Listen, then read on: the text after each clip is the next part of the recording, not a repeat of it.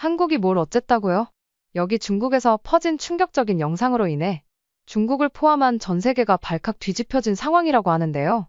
지금 어떤 일이 펼쳐지고 있는 걸까요? 안녕하세요. 제 이름은 소피 밀러입니다. 저는 영국 국적의 다큐멘터리 감독으로 주로 사회적 약자나 소수자 집단의 목소리를 조명하는 작품들을 만들어 왔으며 몇 해 전에는 유럽의 다양한 이민자 문제를 다룬 다큐멘터리로 유럽 다큐멘터리 페스티벌에서 수상한 경력을 가지고 있습니다. BBC와의 협업을 통해 수차례 방송용 다큐멘터리를 제작한 경험이 있으며 저 자신도 다양한 나라를 돌아다니며 촬영을 하는 삶을 수년간 이어오고 있는 중입니다. 제가 지금부터 들려드릴 이야기는 제가 어느 날 우연히 보게 된 하나의 영상에서 시작되었습니다.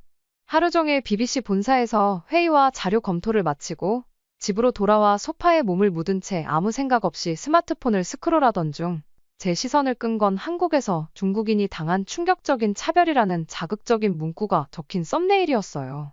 원래는 이처럼 강한 어조를 사용하는 영상은 피하려는 편이지만 그날따라 이상하게 마음이 끌려 무심코 재생 버튼을 눌렀고 그렇게 저는 의도치 않게 제 삶의 방향을 바꾸게 될 하나의 문제와 마주하게 되었습니다. 영상은 초반부터 굉장히 감정적인 톤으로 구성되어 있었고 나레이션은 분노와 슬픔이 뒤섞인 듯한 목소리로 시청자의 공감을 유도하고 있었어요. 내용은 단순했습니다. 카페에서 종업원이 중국인 손님을 무시하고 지하철에서 옆자리에 앉은 한국인이 불쾌한 표정을 지으며 자리를 옮기고 음식점에서 주문을 받지 않는 등의 장면들이 짧고 강하게 이어졌습니다. 편집은 날카로웠고 화면 전환은 빠르게 이루어졌으며 자막에는 명백한 인종차별, 한국인들의 민낯, 중국인을 향한 혐오라는 문구가 반복적으로 등장했습니다.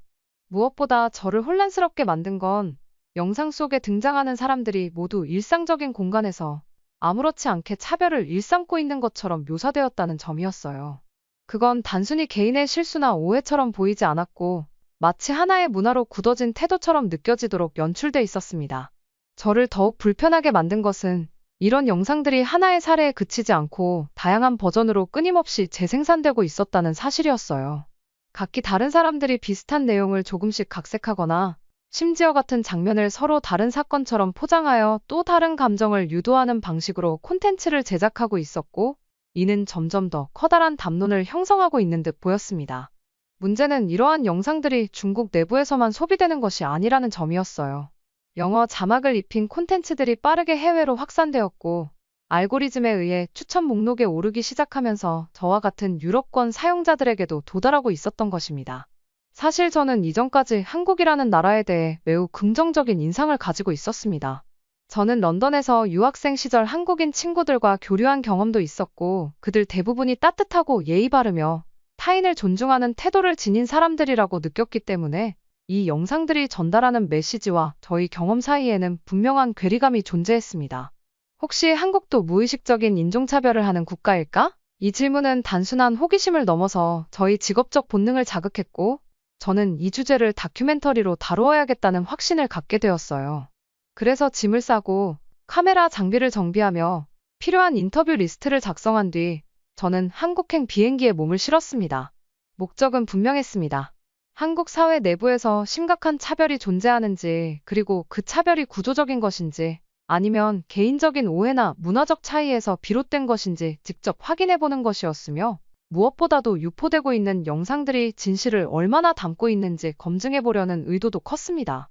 서울에 도착한 직후 제게 가장 먼저 필요했던 것은 단순한 촬영 장비나 일정표가 아니라 이 도시가 품고 있는 외국인들의 삶의 온도를 체감할 수 있는 공간이었어요. 영상 속에서 묘사되던 차별이라는 단어는 너무나 크고 무거웠기 때문에 그 실체를 마주하기 위해서는 통계나 이론만으로는 결코 충분하지 않다는 판단이 들었고 결국 저는 사람들 속으로 직접 들어가 보기로 마음먹었습니다. 그 시작점으로 제가 택한 곳은 서울 남서부에 위치한 대림동이었어요.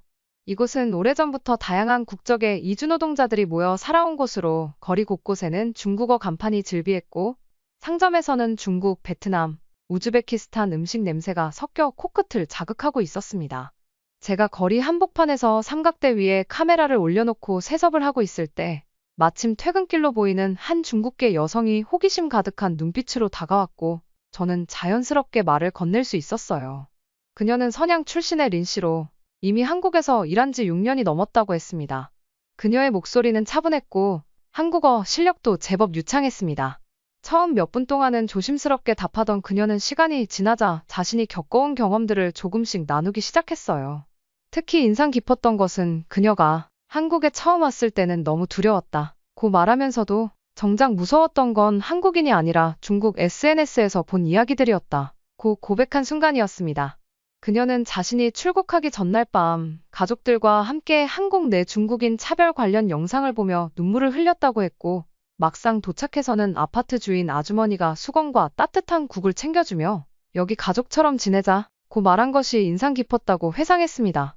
제가 만난 또 다른 인터뷰인은 서울 북부의 작은 기숙사에서 생활 중인 20대 초반의 중국 유학생이었는데, 그는 지하철에서 어떤 한국인이 먼저 말을 걸며 도움을 준 일이 있었는데 그때 눈물이 날 뻔했다 고 말하는 그의 표정에는 어떤 깨달음 같은 것이 섞여 있었어요.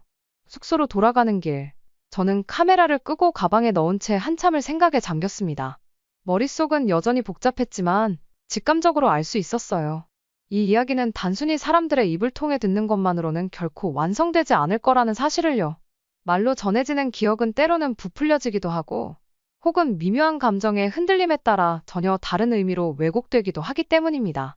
그래서 저는 마음을 굳혔습니다. 영상 속에 등장한 바로 그 장소들, 논란이 되었던 특정한 공간들을 제 눈으로 직접 확인해보고 제 몸으로 느껴보자고요. 그래야만 그 이야기의 온도와 방향성을 진정성 있게 포착할 수 있을 것 같았습니다. 먼저 향한 곳은 서울 도심 한복판을 가로지르는 지하철 2호선이었어요. 영상 속 장면에서 문제가 되었다던 열차 칸의 구조와 시간대를 분석한 결과 대략적인 위치와 시간대를 유추할 수 있었고, 저는 일부러 비슷한 조건을 재현해 보기로 했습니다. 카메라를 목에 걸고 메모장과 펜을 손에 쥔 채 퇴근 시간 즈음에 혼잡한 열차에 몸을 실었는데, 사람들로 빽빽하게 들어찬 공간 안에서도 제 존재가 특별히 눈에 띈다거나 불편함을 자아낸다는 느낌은 거의 들지 않았습니다. 무엇보다 저는 스스로 유럽인이라는 점을 인지하고 있었습니다. 외모와 말투만으로도 한국 사회에서 제게 보이는 반응은 아시아인에게 향하는 반응과는 다를 수밖에 없다는 사실을 부정할 수 없었기에 직접적인 재현보다는 관찰자 입장에서의 기록이 훨씬 정직한 태도라고 판단했습니다. 첫 번째로 향한 곳은 서울 도심의 바쁜 노선 중 하나인 지하철 2호선이었어요. 영상 속에서는 중국인 여성이 지하철에서 옆에 앉은 승객이 불쾌한 듯 자리를 옮겼다고 주장하며 그 장면을 노골적인 회피와 불쾌의 표현으로 묘사하고 있었죠. 같은 시간대에 같은 방향, 유사한 칸의 구조까지 최대한 일치시키기 위해 저는 퇴근 시간대에 맞춰 지하철을 탔습니다. 그리고 저는 단순히 열차에 앉아있지 않고 의도적으로 중국어를 사용하는 사람들 근처에 위치해 움직임을 관찰했습니다. 다행히 열차 안에는 중국어로 통화 중인 중년 여성 2명과 같은 방향의 유학생으로 보이는 남성 무리가 있었고, 저는 조심스럽게 몇 정거장 동안 그들 주변을 스케치북에 메모하며 지켜봤습니다. 놀라운 점은 제 예상과는 달리 시민들의 반응이 매우 무난하고 일상적이었다는 것입니다. 오히려 말소리가 다소 크다고 느껴졌던 한순간에도 주변 사람들은 그저 이어폰을 한 채 각자의 화면을 바라보고 있었고 시선조차 잘 마주치지 않았습니다. 자리를 피하는 사람도 불쾌한 표정을 짓는 사람도 누군가에게 말을 거는 사람도 없었어요. 물론 아무런 상호작용이 없는 것이 차별이 아니라는 보장은 없겠지만 적어도 영상 속의 장면처럼 노골적인 거부나 표면적 무시는 없었습니다. 오히려 무관심이라는 중립적인 태도가 대부분이었습니다. 그것은 도시에서 흔히 발견되는 일상의 감정이기도 했고요. 두 번째로 향한 곳은 문제의 분식집이었습니다. 영상에서는 중국인 손님이 분명히 먼저 주문했음에도 직원이 한국인 손님을 먼저 응대했다고 주장했었는데, 저는 당시 시간대와 영상 속 날씨, 창밖 배경 등을 바탕으로 해당 장면이 촬영된 구체적인 시점을 유추할 수 있었고, 비슷한 조건을 맞춰 점심시간 이후인 오후 2시 무렵 가게 근처에서 관찰을 시작했습니다. 제 옆 테이블에는 중국어를 사용하는 3명의 젊은 여성들이 앉아 있었고, 그들은 메뉴판을 앞에 두고 서로 의견을 나누며 자연스럽게 웃고 있었어요. 저는 그들의 상황을 방해하지 않기 위해 멀찍이 떨어진 자리에서 조용히 그 상황을 지켜보았고, 중요한 건 그들 앞에 도착한 직원의 태도였습니다. 직원은 별다른 망설임 없이 그들에게 다가가 뭐 드릴까요? 하고 물었고, 여성들 중 한 명이 약간 어눌한 한국어로 이거 떡볶이랑 순대요? 라고 주문하자 직원은 매운 거 괜찮아요? 라고 묻고 웃으며 장난스럽게 진짜 맵긴 해요. 라고 말했습니다. 그 장면은 영상 속 묘사와는 전혀 달랐어요. 직원의 태도는 서툴렀지만 분명 따뜻했고 대화는 가볍고 편안해 보였습니다. 이 모든 분위기는 차별과는 너무나 거리가 멀었습니다. 그리고 지금까지의 여정 중에서도 가장 명확하게 왜곡의 실체를 마주했던 사건은 성수동의 한 카페에서 벌어진 일이었어요. 중국의 SNS에서 널리 퍼졌던 영상 속 한 중국인 여성이 카페 직원이 자신을 무시했고 눈도 마주치지 않았으며 자신의 뒤에 서 있던 한국인 손님을 먼저 응대했다고 주장하는 장면은 그 시리즈 전체에서 가장 큰 반향을 일으켰습니다. 차별이 이렇게 일상적이다 라는 메시지가 자막과 함께 강조되었고 수많은 중국 누리꾼들이 격한 분노를 쏟아내고 있었죠. 하지만 저는 그 장면을 처음 본 순간부터 석연치 않은 감정을 지울 수 없었습니다. 편집이 지나치게 감정적으로 구성돼 있었고 영상에는 현장 소리도 거의 담겨 있지 않았으며 응대 상황을 전체 맥락 속에서 보여주지 않고 단 몇 초의 정지된 화면과 자막으로만 구성돼 있었어요. 특히 무시라고 주장한 그 장면에서 직원의 입술은 분명히 무언가를 말하고 있었지만 자막은 이를 완전히 무시한 채 아무 말 없이 외면이라는 문장을 더 씌우고 있었죠. 그래서 저는 바로 그 카페를 찾아갔고 2번의 방문 끝에 마침내 당시 해당 시간대에 근무했던 직원과 직접 이야기를 나눌 수 있었습니다. 그는 영상이 올라왔다는 사실조차 모른 채 일상을 보내고 있었고 제가 영상을 보여주자 얼굴이 굳어졌습니다. 몇 초간 침묵하던 그는 조심스럽게 입을 열었습니다. 그분 기억나요? 제가 주문받았던 분이에요. 근데 영상이 왜 그렇게 나왔죠? 저는 순서대로 응대했고 그 손님에게도 안녕하세요 하고 인사하고 메뉴를 여쭤봤는데 그의 말에 저는 정확히 어떤 응대를 했는지 차근차근 물었고 그는 당시 상황을 아주 구체적으로 설명해 주었어요. 그 여성은 먼저 도착해 있었고 그는 손님이 접근하자 평소와 같이 안녕하세요, 주문 도와드릴까요? 라고 말을 건넸으며 그 과정은 10초도 채 되지 않았다고 했습니다. 다만 그 여성은 잠시 주저하는 듯한 표정을 지었고 그 직후에야 음료 이름을 말했으며 직원은 그대로 주문을 접수하고 결제를 진행했다고 설명했습니다. 결정적으로 그 카페에는 CCTV가 있었고 그는 매니저의 허락을 받아 그날의 장면을 저에게 보여주었습니다. 제가 본 장면은 영상 속 주장과는 전혀 다른 상황이었어요. 직원은 분명히 웃으며 인사를 건넸고 고객이 주문을 잠시 망설이는 사이 기다리고 있었으며 이후 평범하게 주문을 받은 것이 전부였습니다. 뒷줄에 있던 한국인 손님은 주문을 하지 않았고 응대받는 장면도 전혀 없었습니다. 즉, 뒤에 있던 한국인 손님을 먼저 받았다는 주장은 명백한 거짓이었으며 그 영상은 마치 직원이 일부러 외면하고 무시한 것처럼 편집돼 있었던 것입니다. 현장의 음성은 완전히 제거된 상태였고 자막은 현실과 정반대의 메시지를 더 씌워보는 이로 하여금 분노 외에는 다른 감정을 느낄 수 없도록 조작된 구조였어요. 그날 카페에서 나오며 저는 감정이 복잡하게 뒤섞이는 것을 느꼈습니다. 분명히 말할 수 있는 것은 이 사건에는 차별이 없었습니다. 문제는 오히려 없는 차별을 있는 것처럼 꾸민 쪽에 있었던 것입니다. 그리고 그 조작은 단순한 착오나 실수 수준이 아니었어요. 의도적이고 기획적인 편집이었으며 감정의 흐름을 자극적으로 몰아가기 위해 전체 맥락을 의도적으로 삭제한 행위였다고밖에 말할 수 없었습니다. 한국에서의 마지막 촬영을 마친 뒤 저는 숙소에 돌아와 그동안 쌓아온 촬영 파일들을 정리하기 시작했습니다. USB와 외장하드에는 제가 만났던 수많은 사람들의 목소리와 표정, 그리고 그들의 일상과 기억이 담긴 수백 개의 영상 클립들이 빼곡히 저장되어 있었고, 손으로 직접 써내려간 메모장에는 인터뷰 도중 순간순간 떠오른 의문과 인상 깊었던 문장, 제가 느낀 감정의 흐름까지 고스란히 남아있었어요. 처음 그 방대한 기록들을 마주했을 때는 솔직히 어디서부터 손을 대야 할지 막막한 심정이었습니다. 각각의 이야기들은 너무도 달랐고 때로는 서로 모순되기도 했으며 어떤 이의 증언은 다른 이의 경험과 정반대에 서 있기도 했습니다. 하지만 시간이 지나고 자료들을 반복해서 보고 정리하며 노트북 화면에 클립들을 하나씩 배열해가기 시작했을 때 저는 놀라울 만큼 또렷한 흐름을 발견할 수 있었어요. 처음에는 그저 산발적으로 흩어진 증언과 경험들이라고 생각했지만 그것들은 마치 하나의 공통된 질문을 향해 나아가는 듯 보였고 결국 그 흐름은 단 하나의 본질적인 물음에 닿아 있었습니다. 우리가 믿고 있는 정보는 과연 진실인가? 저는 현장에서 명백하게 확인했습니다. 중국발 영상 속에서 제시된 장면들 중 다수는 실제 상황과는 큰 차이를 보였고 편집을 통해 맥락이 잘려나가거나 자막으로 전혀 다른 감정이 유도되도록 연출된 경우가 적지 않았습니다. 그 영상들만 본 사람이라면 당연히 한국 사회가 외국인을 향해 지속적으로 냉담하고 무례하다고 생각했을 겁니다.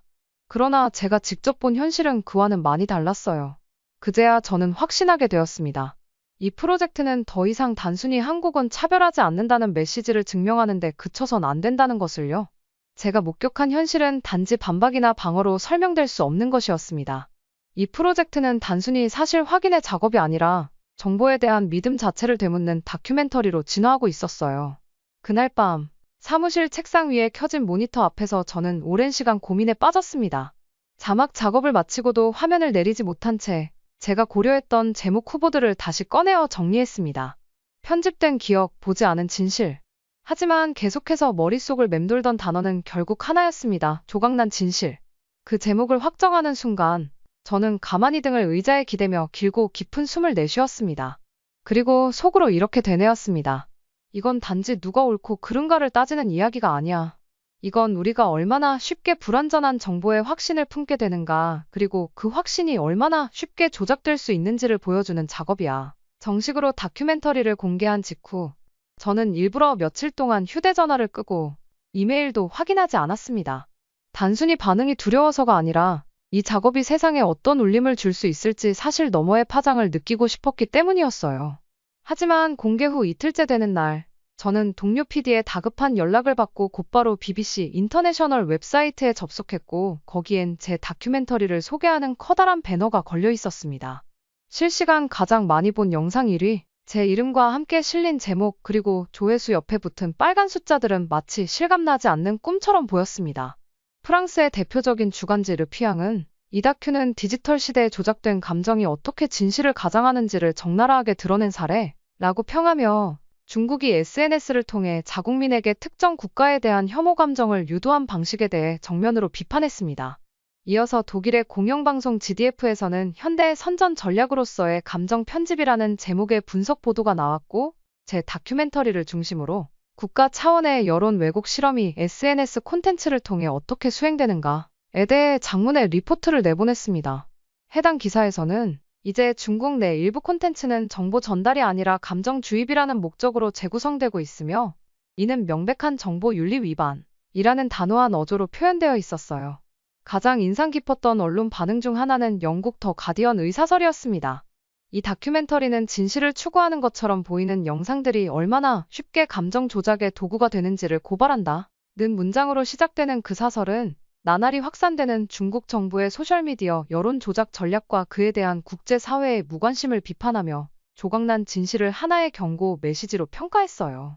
조각난 진실이 공개된 지 일주일쯤 지난 어느 날, 저는 평소처럼 후속 작업을 위해 BBC 디지털 팀과의 미팅에 참석하고 있었고 다큐에 대한 피드백과 재배포 전략을 점검하던 중 중국 내 반응에 대한 보고서가 내부 데이터 분석팀으로부터 전달되었습니다.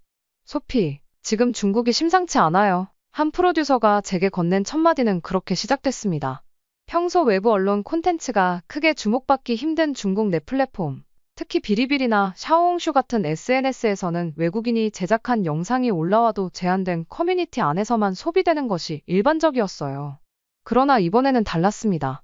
어떤 사용자가 제 다큐멘터리를 중국어 자막과 함께 편집해 업로드한 뒤 이거 보고 다들 충격받음, 우리가 본 건 진실이 아니었나 봐요라는 제목으로 커뮤니티에 공유했고 그 영상은 불과 몇 시간 만에 수십만 회 조회수를 기록하며 급속도로 확산되기 시작했습니다. 제가 다큐 속에서 사용한 영상 분석, 현장 재조사, 그리고 카페나 지하철 등 논란이 되었던 장소에서의 실제 상황과 비교한 장면들은 중국 네티즌들에게 강한 인상을 남겼습니다. 특히 문제의 카페 장면이 조작된 것임이 사실상 명확히 드러난 부분에서는 실시간 댓글창이 폭발하다시피 했고 그 감정은 단순한 놀람을 넘어 배신감과 분노로 번져갔어요. 이게 진짜 상황이라면 우리가 본 건 전부 뭐였던 거야? 우리는 한국을 미워했던 게 아니라 거짓말을 믿은 거였던 거네. 영상 제작자, 너 지금 어딨어? 나와서 해명해. 그중 한 사용자는 나는 예전에 그 문제의 영상 보고 한국 여행 취소했었어. 지금 생각하니까 너무 부끄럽고 화가 나. 내가 분노했던 대상이 잘못된 정보에서 나온 거라면 그 감정은 다 어디로 가야 해? 라고 썼고 수천 개의 공감이 달렸어요. 가장 충격적인 반응은 실제로 중국 내반한 감정을 조장하며 팔로워 수를 늘려왔던 SNS 콘텐츠 제작자들에게 쏟아졌습니다. 특히 문제의 영상 시리즈를 제작했던 한 인기 크리에이터는 갑작스럽게 계정을 비공개로 전환했고 그 사실이 알려지자 분노는 더욱 격렬해졌어요. 일부 네티즌은 과거 그가 올린 영상을 하나하나 다시 분석해 여기서도 편집 흔적이 있다. 이 장면은 의도적으로 배경 소음을 없앤 거다. 여기 자막이 실제 상황과 달라. 라며 영상의 진위를 낱낱이 파헤치기 시작했습니다.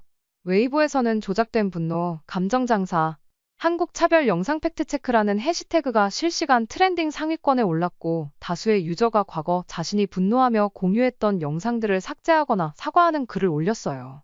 내가 쏘갔던 게 너무 부끄럽다. 난 착한 사람인 줄 알았는데 알고 보니 선동에 휘말려 다른 나라를 욕한 사람이었다. 내가 분노했던 영상이 실제로는 조작된 편집이라니 이게 진짜라면 난 나 자신도 믿기 어렵다. 그 반응들은 단순히 비판을 넘어서 자기 반성과 정체성의 혼란으로 이어지고 있었습니다. 급기야 한 교육계 유명 블로거는 중국 청년들이 스스로 정보를 비판적으로 소비하지 못하고 감정에 편승하는 분위기 속에서 외국 콘텐츠에 휘둘리고 있다. 며 조각난 진실 영상을 교재로 활용해 미디어 리터러시 수업을 열겠다고 선언했고 수백 명의 교사가 해당 자료를 요청했다는 이야기도 들려왔어요. 저는 그 모든 반응을 조용히 지켜보았습니다. 처음엔 저 역시 믿기지 않았습니다. 설마 중국 내부에서 이런 반응이 실제로 나올까? 검열은 없을까? 영상이 삭제되거나 차단되지 않을까? 그러나 현실은 다큐멘터리의 내용이 워낙 정제되어 있었고 누군가를 공격하는 것이 아니라 오히려 조작과 감정 선동의 구조 자체를 드러낸 것이었기에 사람들은 공격보다 질문을 먼저 던졌고 분노보다 현실을 재조명하려는 시도를 택한 것이었어요. 그날 밤 저는 중국어로 번역된 댓글들을 하나하나 읽어내려가며 화면 앞에서 몇 번이나 눈을 감았다가 떴습니다.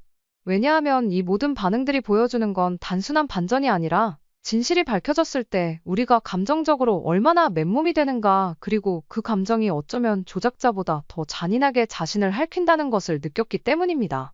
조작된 진실보다 더 위험한 건 그 조작을 믿고 분노했던 나의 감정이 틀렸음을 깨닫는 순간의 허무함이었습니다. 그리고 많은 중국인들이 지금 그 감정 한가운데에 서 있었던 것입니다. 그것은 결코 작은 파장이 아니었어요. 진실은 때로 조용히 무너뜨립니다. 그러나 그 무너짐은 무엇보다도 강한 변화의 시작점이 되기도 합니다. 이 사연을 들으니 편향적인 거짓된 정보가 얼마나 위험한지 알 수 있었고 이러한 정보의 진실을 파헤쳐주신 사연자님에게 감사한 생각이 들었습니다. 영상을 시청해주신 모든 분들에게 감동과 행운이 가득하시길 바라며 오늘도 시청해주셔서 정말 감사합니다. 구독을 눌러주시면 더 좋은 영상으로 보답해드리겠습니다.